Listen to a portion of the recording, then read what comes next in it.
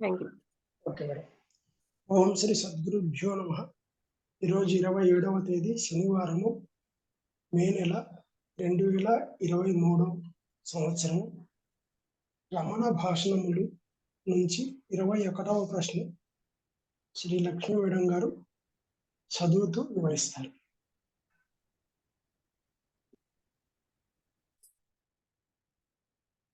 ఇది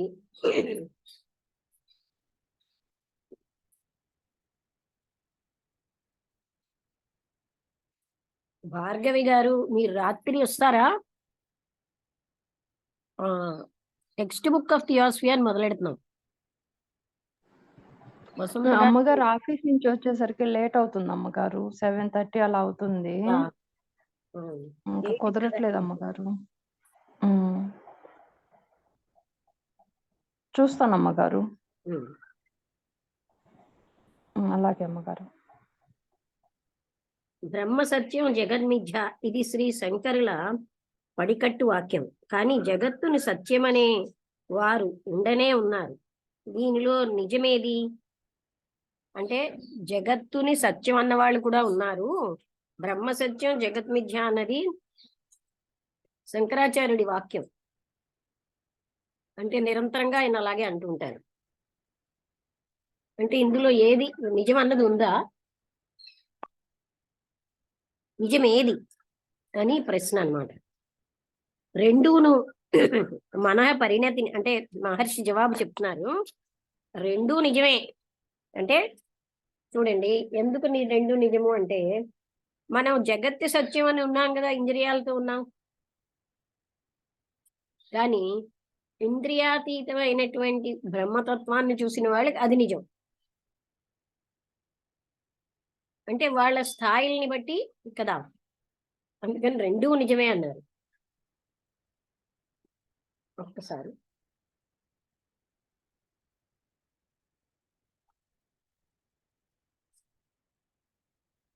మన పరిణతిని బట్టి, దశా భేదాలను బట్టి, భిన్న దృక్పథాలలో అట్లా అంటారు. సత్యం నిత్యమన్న నిర్వచనంలో అభ్యాసి ప్రారంభిస్తాడు. ప్రపంచం మార్పు చెందింది గనక అది అసత్యమని నిరాకరిస్తాడు. జగత్తు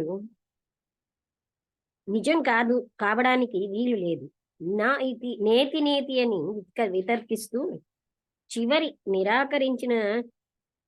చివరి ఆత్మలో చేరి అతడు ప్రబలితంగా ఏకమే చూస్తాడు.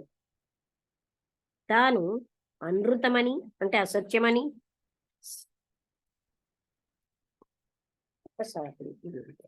కుదరట్లేదు.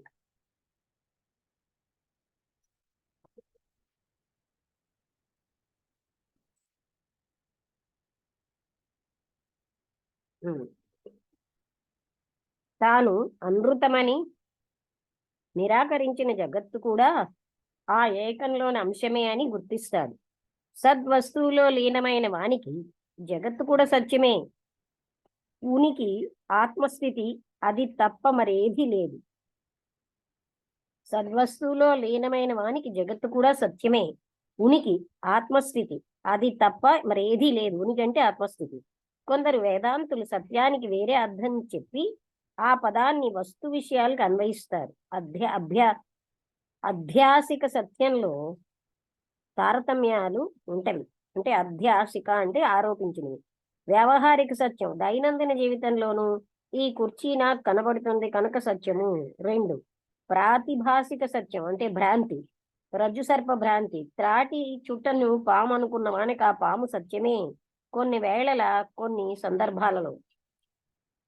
తర్వాత పారమార్థిక సత్యం పరమస్థితి. సత్యము నిత్యము మార్పు చెందనిది. సత్య పదాన్ని విస్తృతార్థంలో వాడితే జగత్తు వ్యావహారిక ప్రాతిభాసిక సత్యాలు రెండూను. కొందరు నిత్య వ్యవహారంలో మనకు అగపడేది వ్యావహారికంగా కూడా సత్యం కాదని, అది మన కల్పితమేనని అంటారు. వారి ప్రకారము జగత్తు కేవలం ప్రాతిభాసికం అంటే మాయా. ఇంతేనండి, చిన్నదే యోగి రామయ్య గారి స్వానుభవ కథనం. ఇది 22వ ప్రశ్న. 21వ ప్రశ్న ఏం చెప్పారంటే బ్రహ్మ సత్యం జగన్మిథ్య. ఇది శ్రీ శంకరుల పడికట్టు వాక్యం, అంటే నిరంతరం శంకరాచార్యులు గారి వాక్యం అది. కానీ జగత్తుని సత్యం అనేవారు ఉండనే ఉన్నారు కదా, ఇందులో ఏది నిజం అంటే రెండూను అన్నారు. మనః పరిణతిని బట్టి, దశాభేదాలను బట్టి భిన్న దృక్పథాలు ఉంటాయి, అలా ఉంటారు. సత్యం నిత్యం అన్న నిర్వచనంలో అభ్యాసి ప్రారంభిస్తాడు. ప్రపంచం మార్పు చెందింది గనక అది అసత్యమని నిరాకరిస్తాడు. ఒక్కసారి 22వ ప్రశ్న కూడా చదువుతాను, చిన్నదే.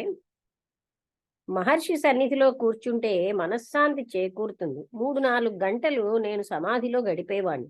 ఎవరంటున్నారు? యోగి రామయ్య గారి స్వానుభవ కథనం.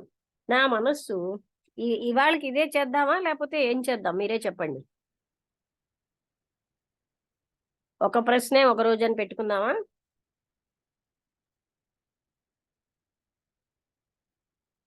చెప్పండి బుద్ధుడు గారు, వసంత గారు. ఒక్క ప్రశ్న చాలు అమ్మగారు. అయితే అది నిజంగా చెప్పాలంటే ఇది విస్తృతమైందే. ఈ జగత్తు సత్యం అని అంటారు కదా కొంతమంది, మరి ఏది నిజం అంటే రెండూ నిజమే అన్నారు. వాళ్ళ వాళ్ళ స్థితిని బట్టి అలా ఉంటుంది. కానీ అసలైనటువంటి ఇది జగత్ అన్నది అందులో అంటే ఆ ఏకస్థితిలో ఈ వాక్యం మరొకసారి ఆయన చెప్తాను. నారాయణ గారు వచ్చారా? ఎవరు వచ్చారు? నారాయణ గారు వినండి, మొదటి నుంచి చదువుతున్నాను. నమస్తే. నమస్తే అమ్మ. నమస్తే. ఇది మొదటి నుంచి చదువుతున్నాను, చిన్నదే. బ్రహ్మ సత్యం జగన్మిథ్య అని శంకరాచార్యులు గారు పడికట్టు వాక్యం. కానీ జగత్తుని సత్యం అనేవారు ఉండనే ఉన్నారు. దీనిలో నిజమేది? అది ప్రశ్న. అంటే ఆయన ఆన్సరు రెండూ నిజమే. మనః పరిణతిని బట్టి, దశాభేదాలను బట్టి భిన్న దృక్పథాలలో అలా అంటారు. సత్యం నిత్యము అన్న నిర్వచనంతో అభ్యాసి ప్రారంభిస్తాడు. ప్రపంచం మార్పు చెందింది గనక అది అసత్యమని నిరాకరిస్తాడు. జగత్తు నిజం కావడానికి వీలు లేదు. నేతి అని వితర్కిస్తూ చివరికి ఆత్మలో చేరి అచట ప్రచలితంగా ఏకమే చూస్తాడు. తాను అనృతమని, అంటే తాను అసత్యమని, ఆత్మలో తాను అనృతమని నిరాకరించిన జగత్తు కూడా ఆ ఏకంలోని అంశమే అని గుర్తిస్తాడు. సద్వస్తువులో లీనమైన వానికి జగత్తు కూడా సత్యమే. ఉనికి ఆత్మస్థితి, అది తప్ప మరేదీ లేదు. కొందరు వేదాంతులు సత్యానికి వేరే అర్థం చెప్పి ఆ పదాన్ని వస్తు విషయాలకు అన్వయిస్తారు. అధ్యాసిక సత్యంలో తారతమ్యాలు ఉంటాయి, అంటే అది ఆపాదించే దాంట్లో, అన్వయించే దాంట్లో అంటూ 3 రకాలైనవి చెప్పారు. వ్యావహారిక సత్యం అంటే ఈ కుర్చీ నాకు కనబడుతోంది కనుక సత్యం, అది దైనందిన జీవితంలో. ప్రాతిభాసిక సత్యం అంటే భ్రాంతి, అంటే తాడులో పాము కనబడుతోంది, పాము లేదు కానీ పాము కనబడుతోంది, అది ప్రాతిభాసిక సత్యం. పాము సత్యమే కొన్ని వేళల, కొన్ని సందర్భాల్లో. ఎంతకాలం పాము కనబడుతూ ఉంటుందో అప్పుడు అది పాము సత్యమే అంటాం మనం. ఇప్పుడు జగత్తంతా సత్యమే అంటున్నాం మనం. ఎంతవరకు? ఇంద్రియాలే సమస్తంగా అని మన స్థితి ఉన్నంత వరకు జగత్తు సత్యం. కానీ మనం ఆ ఏకత్వ అనుభూతి పొందుతున్న కొద్దీ జగత్తులో ఉన్నది ఇది కాదు అని ఏకత్వానికి వెళ్తాం. తర్వాతది పారమార్థిక సత్యం ఏంటి? పరమస్థితి. సత్యము నిత్యము మార్పు చెందనిది నిత్య సత్యపదాన్ని విస్తృతార్థంలో వాడితే జగత్తు వ్యావహారిక ప్రాతిపాదిక సత్యాలు రెండూను. కొందరు నిత్య వ్యవహారంలో మనకి కనబడేది వ్యావహారికంగా కూడా సత్యం కాదని, అది మనఃకల్పితమేనని అంటారు. అది కూడా అంతే కదా, మనస్సుతో కల్పితమేనని. వారి ప్రకారము జగత్తు కేవలం ప్రాతిభాసికము, అంటే మాయ. అంటే కేవలంగా అదే కదా త్రిపుర రహస్యంలో చెప్పారు, జగత్తు కేవలంగా అద్దంలో ప్రతిబింబం లాంటిదే. అది అక్కడితో ఆన్సర్ అయిపోయింది.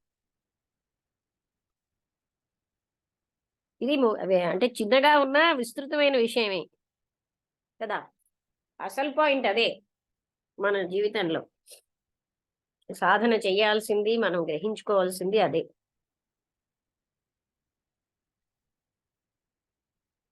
నారాయణ గారు, మీకు అర్థమైందా? అర్థమైంది. ఇంత చిన్నది ఆన్సరు, కానీ దాంట్లో చాలా గంభీరమైన విషయం ఉంది కదా.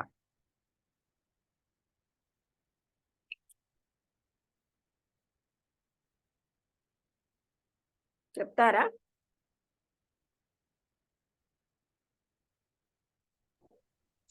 నమస్తే అమ్మా. నమస్తే.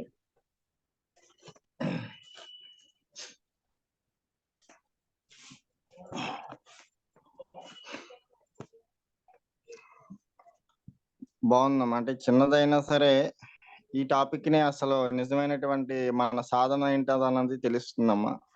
అంటే ఆది శంకరాచార్యుల వారు బ్రహ్మ సత్య జగన్మిథ్య అంటే సద్వస్తువు ఒకటే.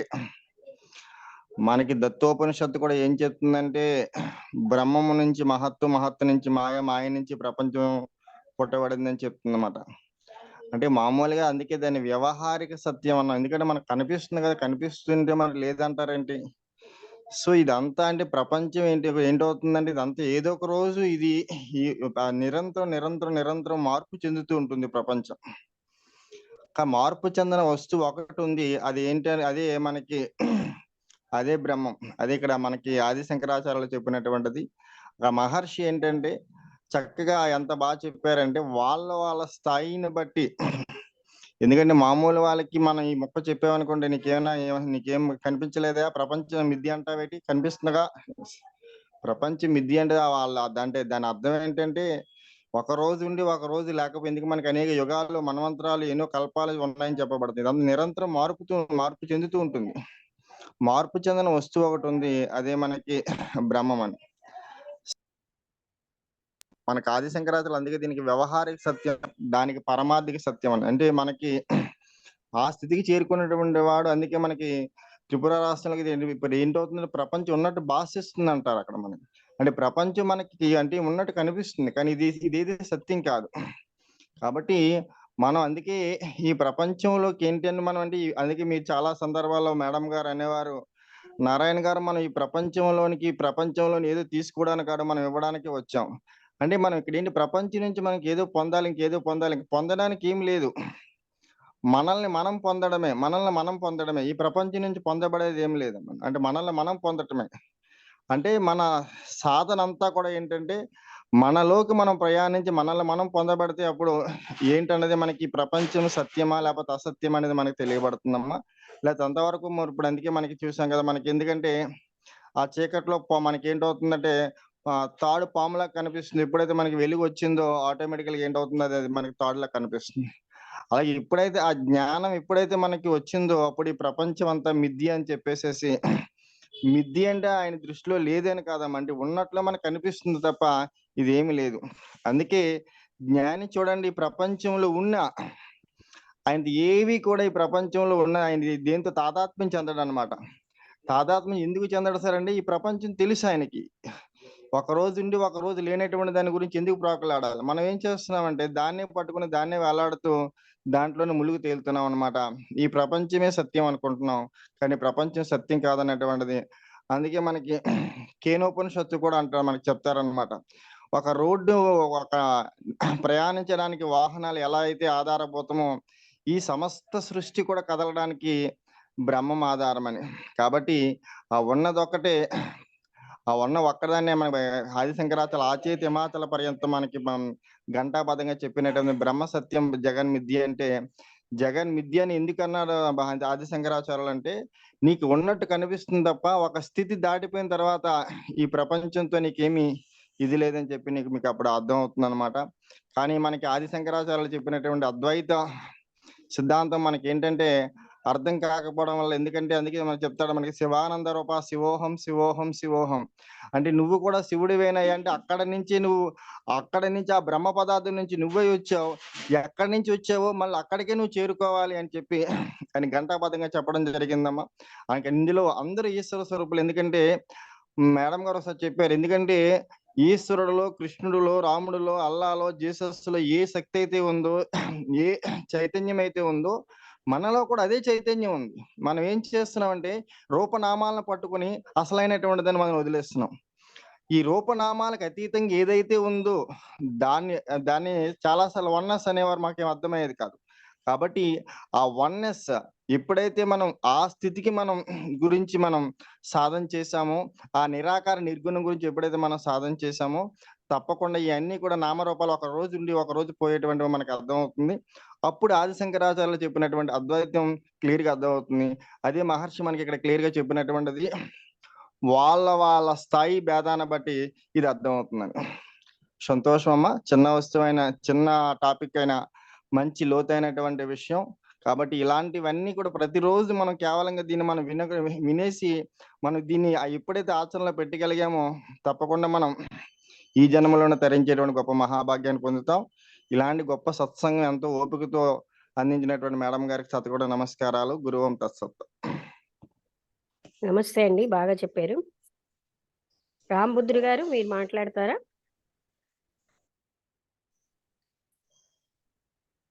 నమస్తే మేడం. అదే మేడం, అంటే నమస్తే. సత్యాన్ని కనుగొన్న వ్యక్తికి, అంటే సత్యం కనుగొని జ్ఞాని అయిన వ్యక్తికి ప్రపంచము సత్యమే, ఆ దైవము సత్యమే అనేది, అంటే ఆ యొక్క ఏదైతే సత్యం ఉందో ఆ సత్య స్వరూపమే ఈ ప్రతిబింబంగా ఇక్కడ ప్రపంచ రూపంలో కనిపిస్తుంది. కాబట్టి ఆయనకు సర్వము ఆ సత్య స్వరూపంగా కనిపిస్తుంది. కాబట్టి ఆయనకు ఇది సత్యమే అది సత్యమే అనే ఒక స్థితికి చేరుకున్నాడు. కాబట్టి ఎక్కడ దేన్ని తిరస్కరించకుండా, దేన్ని ద్వేషించకుండా, దేని మీద ఇది చేయకోకుండా అన్నిటినీ అంగీకరిస్తూ సర్వం సత్య స్వరూపుడైన దైవ స్వరూపంగానే భావిస్తూ ఆ జ్ఞాని అంతటా సత్యాన్ని చూస్తూ ఆనందంలో తేలిపోతూ అంత అంటే ప్రపంచం మిథ్య కాదు అని, అంటే మిథ్య అని తెలిసిన, అంటే ఇది దైవం యొక్క ప్రతిరూపం కాబట్టి ఆయనకు ఇది కూడా మిథ్య కాదు అనేది ఒక స్థితి ఇది చేసుకుంటాడు. అయితే అంటే జ్ఞాని ఇప్పుడు శంకరాచార్య వారు ఇది ప్రపంచం మిథ్య అని చెప్పడానికి ఎవరికి చెప్పారు అంటే సాధకుల కోసం చెప్పారు. ఆయన అంటే జ్ఞానుల కోసం కాదు అది చెప్పినది, సాధకుల కోసం. అంటే ఒక మామూలు స్థితిలో ఉన్న వ్యక్తికి నిజం చెప్పాలంటే ఇది మిథ్యరనైనా, వాస్తవం ఏంటంటే సత్యం వేరే ఉంది, ఆ జ్ఞానాన్ని సంపాదించుకోవాలి, ఇదంతా నశించిపోయేదే అని చెప్పేసి ఆయన చెప్పినట్టు నాకు అనిపిస్తుంది మేడం. అయితే అంటే ఆ వైపు వెళ్ళని వాళ్ళకు మాత్రం ఇది సత్యంలాగానే గోచరిస్తుంది. ఎందుకంటే వాళ్ళు ఒక్క అడుగు కూడా జ్ఞానం వైపు వేయని వాళ్లకు ఇది సత్యంగానే అనిపిస్తుంది. అంటే ఇది మన కంటికి కనిపిస్తుంది, మనం అనుభవిస్తున్నాం, ఇంద్రియాలతో ఇది చేస్తున్నాం. అంటే ఆ స్థితికి పోయినోడు ఎవడో అది తెలుసుకున్న విషయం వాళ్ళు చెప్తున్నారు, కానీ మనకి ఇవన్నీ అనుభవం లేదు కాబట్టి ఇదే సత్యము అనే భ్రమలో ఉండి దీన్నే వాస్తవము అని చెప్పేసి, శాశ్వతం అని చెప్పేసి ఇక్కడ భోగాల గురించి, ఇక్కడ రాగాల గురించి, ఇక్కడ ద్వేషాల గురించి తపన పడుతూ ఇదిలో ఉండి ఈ జన్మ పరంపరలో తిరుగుతూ ఇలాగా చక్రాన్ని నడిపిస్తూ ఉండే వ్యక్తులు మామూలుగా లౌకికులు అనే స్థితిలో ఉంటారు కదా, వాళ్ళందరూ ఆ స్థితిలో ఉన్నారు. మరి జ్ఞానులకు మాత్రం ఆ జ్ఞాన సాధన ద్వారా తెలుసుకున్న అసలైన సత్యాన్ని గ్రహించడం వల్ల వాళ్ళకు సర్వలోకము ఆత్మలాగానే భాషిస్తుంది. అంటే ప్రతి వ్యక్తిలో ఉన్న ఆ యొక్క ఆత్మ ఆ సత్య స్వరూపం అని చెప్పేసి అందరికీ సమానంగా గ్రహిస్తూ ఈ లోకానికి, అంటే అసలు వేరే వస్తువు అనేది ఏదీ లేదు, అంతా ఒక్కటే, ఆ యొక్క సత్యము ప్రతి చోట భాషిస్తుంది. అంటే ఒక దేహంలో భాషిస్తుంది, ఒక నిర్జీవంలో కూడా భాషిస్తుంది. అంటే చరాచర జగత్తంతా ఆ సత్యస్వరూపుడైన దైవందే అని చెప్పేసి ఆయన ప్రతి చోట దాన్ని చూస్తూ దాని యొక్క విచిత్ర స్థితులన్నింటినీ గమనిస్తూ ఆయన అందులో ఆనందంగా రమిస్తూ ఉండే స్థితిని అవధూత స్థితిగా మనం పుస్తకాలు వర్ణించాయి. కాబట్టి ఆ స్థితిలో ఆయనకు భేదం అనేది లేదు. ఈ లౌకిక స్థితిలో మాత్రం మనకు భేదాలు ఉన్నాయి. అంటే మనం ఈ కూడా లౌ జ్ఞానంతో ఆ ఏకత్వాన్ని పొందగలం, అది అతను చెప్పారు కదా. ఇది నిత్యం అవును మేడం. కాదు. అవును మేడం. అవును మేడం. మనం కూడా సాధన చేసి ఆ స్థితికి వెళ్ళడానికి అవకాశం ఉంది. నా ఇది సాధన చేసే వాళ్ళకు నేతి ఆ! నేతి ఆ! వాదం నా అంటారు. నా ఇతి అనుకుంటూ మనం వెళ్తే లాస్ట్‌కు తెలిసిందేంటంటే ఇది కాదు అనుకుంటూ వెళ్ళి అంతా కనుక్కున్న తర్వాత అదే, అది ఇదే అనే స్థితికొస్తుంది గదా! అనేది అని అనిపిస్తుంది. అనే ఒక ఇదొస్తుంది గదా! ఆ స్థితికి చేరుతారు. అప్పుడు ఏమైతుందంటే ఇది కాదు అనుకుంటూ వెళ్ళి ఇది అదే అని జెప్పేసి ఆ స్థితికి చేరుకొని అంతా ఒక్కటే అనే స్థితికెళ్ళిపోతారనేది అనేది మనకు అర్థమవుతుంది. అయితే ఇక్కడ భేదం వచ్చింది ఎవరికి అంటే అజ్ఞానికే భేదం ఉంది. ఆయన ఆ భేదాన్ని ఆహ్, ఆ భేదాన్ని అంగీకరించుకుంటూ ఇదే సత్యమని ఇక్కడనే కొట్టుమిట్టాడుతుంటాడు. అయితే గురు బోధల వల్లో లేకపోతే ఒక సత్యాన్ని తెలుసుకోవాలనే తపన వల్లనో ఏదో ఒక సాధనలో వెళ్ళి ఆ స్థితికి చేరుకున్న తర్వాత ఏకత్వాన్ని గ్రహిస్తాడు కాబట్టి అతను జ్ఞాని అయ్యి ఆ స్థితిని పొందగలడు. అజ్ఞాన స్థితిలో ఉన్నప్పుడు మాత్రం మనకు భేదం అనేది ఇలాగనే ఉంటుంది. ఈ ఈ ఈ ఈ భేదాన్ని ఈ భేదాన్ని ఇలాగనే భావించే ప్రతి వ్యక్తికి జన్మ పరంపర అనేది ఉంటుంది. ఆ జన్మ పరంపరలో కొట్టుమిట్టాడుతూ పాపపుణ్యాలు, లాభ నష్టాలు, రాగద్వేషాలు వీటన్నిటిలో మునిగిపోతూ ఇదే ప్రపంచం అని చెప్పేసి దీంట్లోనే మునిగిపోతుంటాడని అర్థమవుతుంది మేడం. ఇది ఈరోజు గ్రహించిన విషయం మేడం. Thank you. అది అంటే అసలు మనకి ఇదే అన్నింటి యొక్క సారం కూడా. ఎన్ని చదివినా ఈ జగత్తు నిత్యము అన్న భావనలోంచి దాన్ని ఏమంటారంటే మిథ్యా సత్యం, ప్రాతిభాసిక సత్యం అంటే అర్థం ఏంటి? భ్రాంతే రైటు అని అనుకుంటున్నాం. దాంట్లోంచి అవును మేడం. బయటపడాలి మనం. అంటే మనం భ్రాంతిలో అవును మేడం. ఉన్నామన్న విషయం మనం మర్చిపోతూ ఉంటాం. అది అందుకని ఇది చాలా లైఫ్‌కి చాలా ముఖ్యమైన టాపిక్. అన్నీ చదువుతాం, ఇది బట్ ఈ భ్రాంతే సత్యం అవును అంటే. మేడం. ఇది ఒక యూట్యూబ్ చూసేటప్పుడు ఒక సహజంగా వచ్చింది మేడం. వాళ్ళు ఆహ్, ఇది కదలీవన యాత్ర చేశారు. చేసినప్పుడు ఆ కదలీవనానికి వెళ్ళినప్పుడు ఒక గుడికి వెళ్తారు. వెళ్ళి వాళ్ళు గంట గంట ఉంటుంది మేడం. ఆ ఆ గంట పైన ఒక పాము చుట్టుకొని ఉంటుంది. వీళ్ళేమనుకుంటారంటే భ్రమపడి అది తాడు కట్టేశారు అని అనుకుని ఆ గంటను తాకడానికి వెళ్తే వేరే వాడు కనుక్కొని అరే అది తాడు కాదు పాము, మీరు జాగ్రత్త, వద్దు అని చెప్పి చెప్తాడు మేడం. అది ఆ యూట్యూబ్‌లో అంటే నాకు మనం ఆభాసగా ఇప్పుడు ఏదైతే భావిస్తూ పురాణాలు ఇవన్నీ ఎలా చెప్పాయో అది నిజంగా గూడా అంటే మనిషి ఎలా భ్రమపడతాడు అనేది వాస్తవంగా అక్కడ జరిగిన సంఘటన మనం చూస్తే నాకు అదే గుర్తుకొచ్చింది. వేదాంతంలో చెప్పిన ఈ విషయం. తాడును పాము అనుకోవడం, పామును తాడనుకోవడం అలాగా. అంటే ఈ ప్రకృతి అంతా అలా ఉంది గదా! అదే మాట సహజంగా గూడా వాళ్ళు గ్రహించలేక ఆ యొక్క మాటలు మళ్ళీ రిపీట్ అయినాయి గదా! అని గుర్తుకొచ్చింది మేడం.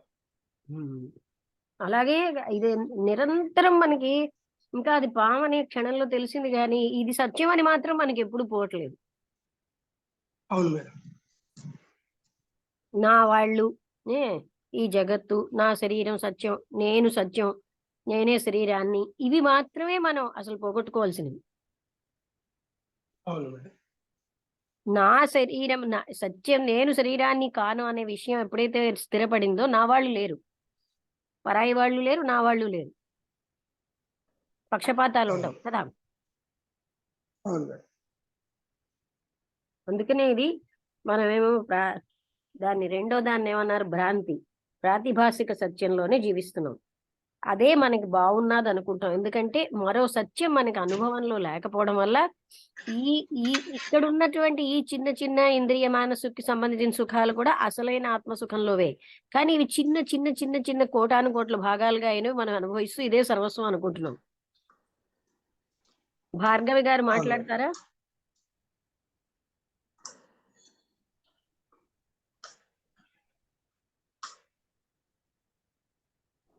అమ్మగారు నమస్కారం అమ్మగారు. నమస్తే అండి.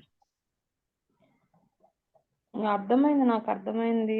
జగత్తు సత్యం అనే భ్రమ నుంచి మాలాంటి వాళ్ళు జగత్తు మిథ్య అనే వరకు వెళ్ళాలి సాధన ద్వారా అనేది గురువుని పట్టుకొని అర్థమైంది అమ్మగారు. గురువుని పట్టుకోవచ్చు, గురువు భగవంతుడే. ఒకసారి మీరు చెప్పారు గురువు మనమే అని. అది మనలో మనమే లోపల సాధన నుంచి చేసుకుంటాం. మనకు వచ్చిన గైడెన్స్ అంతా భగవంతుడిదే. కానీ ఇవన్నీ వినటానికి బాగుంటాయి కానీ ఆచరణ చేయాలి, చాలా సాధన చేయాలి. సాధన అని కాదండి, జ్ఞాపకం పెట్టుకోవాలి. ఇది నిత్యం కాదు, బాడీ నేను కాను. ఐడెంటిఫికేషన్ చాలా జన్మల నుంచి అలవాటైంది కనుక అంత గట్టిగాను మనం ఏదో ఉదాసీనంగా బాడీ నేను కానులే అనేసి మళ్ళీ వదిలేస్తాం. అలా అయితే అది నిలవదు కదా, అది ఎన్నో జన్మల నుంచి పాతుకుపోయింది.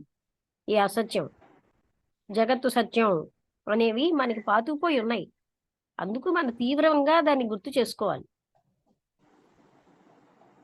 అర్థమైందా? అది ఎవరో చెయ్యరు, మనమే చేసుకోవాలి. చేసుకుంటూనే ఉండాలి అమ్మగారు. అనునిత్యం గుర్తు చేసుకుంటూనే ఉండాలనిపిస్తుంది. కరెక్టే, అనునిత్యం. ఎందుకంటే అప్పుడు ఎంత ఆనందంగా ఉంటామో. ఈ అసత్యమైన జగత్తే సత్యమని, అసత్యమైన వాళ్ళు నా వాళ్ళని అనుకోవడం వల్లే మనిషి దుఃఖాల పాలు అవుతున్నాడు. తన దుఃఖాలు తనే తెచ్చుకుంటున్నాడు.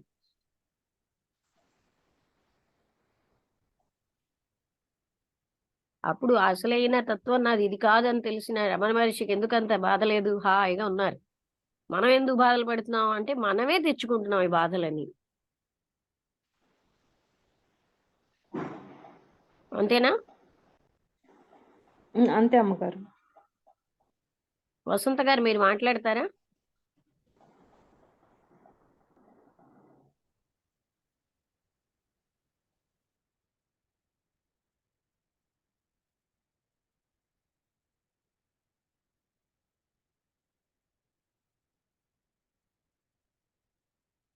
వసంత గారు నమస్తే అమ్మా. స్పీకర్ దగ్గరగా ఉన్నాను, ఫోన్ అయితే దూరంగా ఉంది, వెతుకుతున్నాను.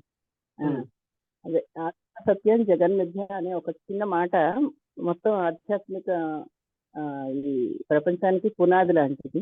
ఎప్పుడైతే మనం ఇది బలపడిందో మిగతా విషయాలన్నీ చాలా చిన్నవి అయిపోతాయి. ఇదంతా నాటకం, ఇది ఒక మిథ్య ప్రపంచంలోనే మనం నిజం అనుకుని బ్రతుకుతున్నాము అని ఇది ఎప్పుడైతే వచ్చిందో చాలా విషయాల నుంచి ఫ్రీడమ్ ఫీల్ అవుతాం. అది శాంతానికి దారికి ఇస్తుంది. ఇది మాత్రం నేను నమ్మిన నిజమమ్మా. నేను ఎక్స్పీరియన్స్ చేశాను. నమ్మడం కదా, ఎక్స్పీరియన్స్ చేస్తాను. నారాయణ గారు ఇంకేమైనా చెప్తారా?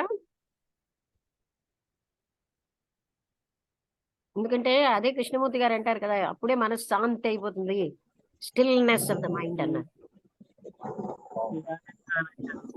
అసలు ఈ అసత్యమైన జగత్తు సత్యం అనుకోవడం వల్ల ఎన్ని బాధలు, ఎన్ని కష్టాలు, ఎన్ని దుఃఖాలు పాలైపోతున్నాం. డిప్రెషన్స్, డామినేషన్స్ అన్ని వచ్చేస్తున్నాయి. ఇది నిత్యం కాదు అని తెలిసేసరికల్లా 90% అని పోతాయి. 90 కంటే ఎక్కువే. ఆ జ్ఞాపకమే చాలు. అదేనమ్మా, మన కృష్ణమూర్తి గారు చాయిస్ లెస్ అవేర్నెస్ అనేటువంటి పదం ఎందుకు ఉపయోగించారంటే ప్రతినిత్యం ఆ ఎరుకలు ఉన్నప్పుడు ఇది సత్యం కాదు, ఇది సత్యం కాదు అని ప్రతి క్షణం, ప్రతి రోజు కదమ్మా, ప్రతి క్షణం ఆ చాయిస్ లెస్ అవేర్నెస్ అనేటువంటి ఆ కృష్ణమూర్తి గారు చెప్పినటువంటి చూడండి అమ్మ పదం, ప్రతి నిత్యం ఇది సత్యం కాదు అన్నటువంటిది ప్రతి క్షణం కూడా ఎరుకలో ఉండాలమ్మా. ఈ బాడీ నేను కాదు, ఈ బాడీ నేను కాదు, ఈ అనంతమైనటువంటి చైతన్య స్వరూపుడు నేనై ఉన్నాను అని ఎప్పుడైతే మనం బాగా లోపల మన నరాల జీర్ణించుకుపోవాలమ్మా. జీర్ణించుకోకపోతే ఏంటవుతుందండి, ఇది ఏదో ఒక జన్మతో కాదు కదా, అనేక వందల వేల లక్షల జన్మల నుంచి ఈ శరీరంతో తాదాత్మ్యం చెందిపోయి ఈ జగత్తే సత్యం అనేటువంటి భావనలోనే మనం గడిపేస్తే ఈరోజు సడన్ గా వచ్చి ఇదంతా మిథ్య అంటే ఎలా ఉంటుందంటే, ఏది ఇదంతా గందరగోళంలో ఉంది ఇదంతా. ఎందుకంటే ఆత్మ మనకి ఏకనాథ భాగవతంలో కూడా చెప్తారమ్మా.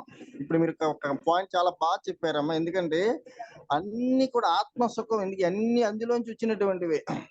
మనం కేవలంగా ఈ శరీరమైన సుఖాలకి మామూలు వీటన్నిటికీ కూడా ఇది ఏదేది అయిపోవటం వల్ల కానీ, ఎందుకంటే ఒక్క క్షణం పాటు ఆత్మానుభూతి, ఆత్మ సుఖం పొందితే కొన్ని వేల యజ్ఞాలు చేసినటువంటి ఇది అని చెప్పి మనకి సాక్షాత్ పరమాత్మ చెప్పున్నాడమ్మా ఏకనాథ భాగవతంలో.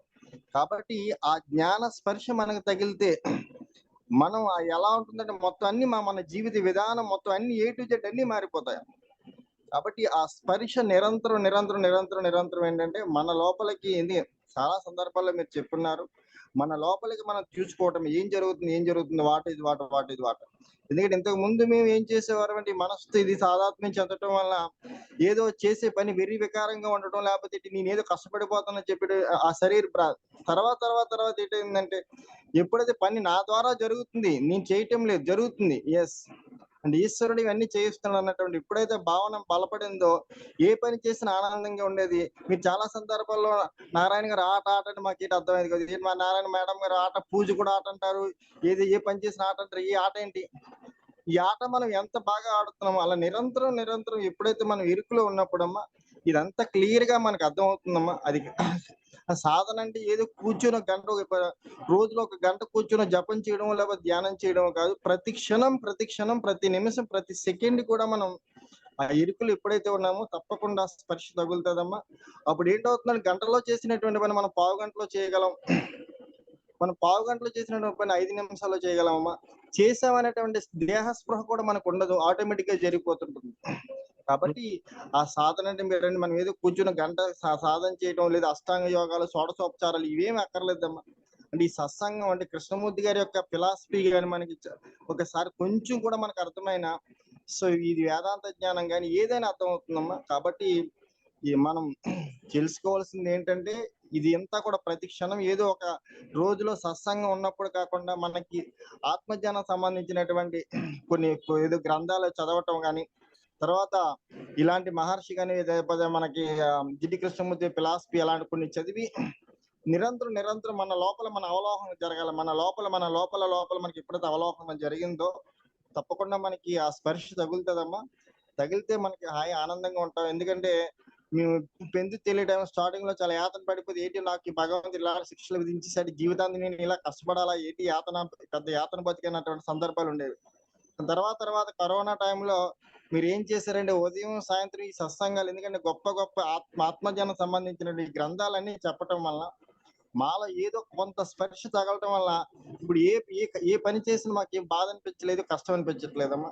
కాబట్టి ప్రతి క్షణం ఎప్పుడైతే ఎరుకులో ఉన్నప్పుడు తప్పకుండా స్పర్శ తగులుతుందమ్మా. ఎందుకంటే ప్రతిరోజు మనం వింటున్నాం. ఎందుకంటే ఏ పెద్ద ఆశ్రమాలలో కానీ ఎక్కడ కూడా ఆత్మజ్ఞానానికి సంబంధించినటువంటి సత్సంగం అయితే ఉండదమ్మా. సత్సంగం ఏంటంటే ఏదో ఒక గురువు గారు ఉంటారు, ఏదో చేస్తారు తప్ప ఇలాంటి సత్సంగం అనేది చాలా అరుదుగా జరుగుతుంది. కాబట్టి మా అదృష్టం కొలిది మీరు లభించడం, ఇలాంటి సత్సంగం జరుగుతుంది అనమాట. కాబట్టి నిరంతరం, ఎందుకంటే అది ఏదో ఒక క్షణంతో అయిపోయేది కాదు. ఎందుకంటే మనం బాడీతో చాలా ఎన్నో జన్మల నుంచి మనం తాదాత్మ్యం చెందిపోయాం. ఈ శారీరకమైన సుఖం కాదు, ఏదో ఒక రోజు ఇవన్నీ పడిపోవలసిందే అన్నటువంటి సత్యం అయితే మనం బాగా రూఢి అవ్వాలమ్మా. మనకి అది మీరు అన్నట్టు ఎవరికి వాళ్ళు తెలుసుకోవాలి, ఎవరికి వాళ్ళ లోపలికి ప్రయాణించగలిగితే తప్పకుండా ఇది సత్యం. మనకి ఈ జగన్ విద్య బ్రహ్మ సత్యం అనేటువంటి నానుడి మనకు కూడా అర్థం అవుతుంది. ఎందుకంటే ఆ స్పర్శ మనకి అర్థం అవ్వాలి, ఎవరో చెబితే అదొకటి చూడండి. మనకి భగవంతుడు చేసే సహాయాన్ని మనం కష్టాలు అనుకుంటాం. మనం ఏంటంటే మిథ్యగా భ్రాంతిలో పడిపోయి వాళ్ళతో అటాచ్మెంట్ పెట్టుకుని ఏడుస్తూ ఉంటాం.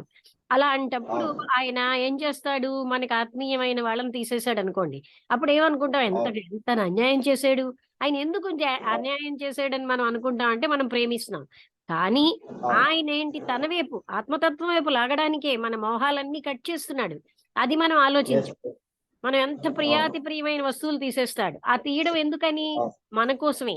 అది మనకి ఎంత ఉపకారం, కానీ మనం అపకారం అంటాం. ఆఖరికి మన ఆహాన్ని తీసేయడానికి ఎన్ని అవమానాలు ఉంటాయి. అది కూడా మనకు ఉపకారమే, కానీ మనం అప్పటికి అపకారం అనుకుంటాం. ఇలాగ ఎన్నో, అంటే ఒక రకమైన ఇన్సిడెంట్, మన కష్టాలు అన్నవన్నీ కూడా మనకు ఉపకారాలు. జ్ఞానం వస్తున్న కదే ఉపకారాలను తెలుస్తాయి. అశాశ్వతమైన విషయాలతో లంపటం పెట్టుకున్నందుకే కదా నాకు ఇవి వచ్చాయని అర్థమవుతుంది.